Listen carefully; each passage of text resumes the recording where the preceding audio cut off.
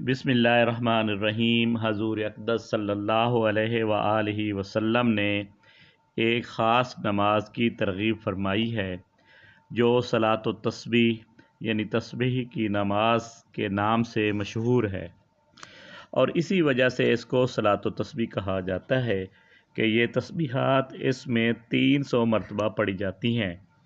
हजूर सल्लल्लाहु अलैहि वसल्लम ने बहुत ही एहतमाम और तरग़ीबों के साथ इस नमाज को तालीम फरमाया।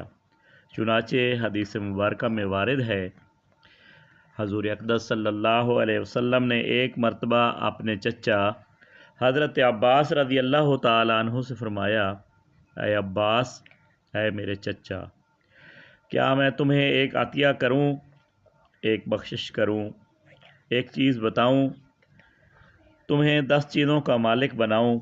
जब तुम इस काम को करोगे तो हक़ ताला शानहू तुम्हारे सब गुनाह, पहले और पिछले, पुराने और नए, गलती से किए हुए और जानबूझकर किए हुए, छोटे और बड़े, छुप कर किए हुए और खुल्हम खुला किए हुए, सब ही मुआफ़ फरमा देंगे।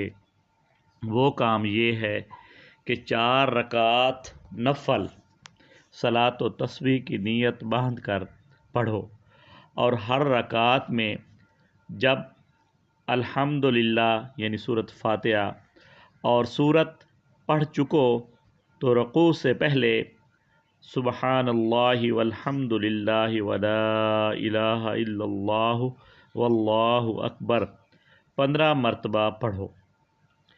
फिर जब रुकू करो तो 10 मरतबा इसमें पढ़ो। फिर जब रुकू से खड़े हो तो 10 मरतबा पढ़ो। फिर सजदा करो तो 10 मरतबा इसमें पढ़ो। फिर सजदे से उठ कर बैठो तो 10 मरतबा पढ़ो। फिर जब दूसरे सजदा में जाओ तो 10 मरतबा इसमें पढ़ो। फिर जब दूसरे सजदा से उठो तो दूसरी रकात में खड़े होने से पहले बैठकर 10 मरतबा पढ़ो। इन सब की मीज़ान 75 हुई। इसी तरह हर रकात में 75 दफ़ा होगा। अगर मुमकिन हो सके तो रोज़ाना एक मरतबा इस नमाज को पढ़ लिया करो।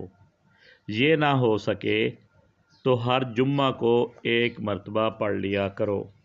ये भी ना हो सके तो महीना में एक मरतबा पढ़ लिया करो। ये भी ना हो सके तो साल में एक मरतबा पढ़ लिया करो। ये भी ना हो सके तो उम्र भर में एक मरतबा तो पढ़ ही लो।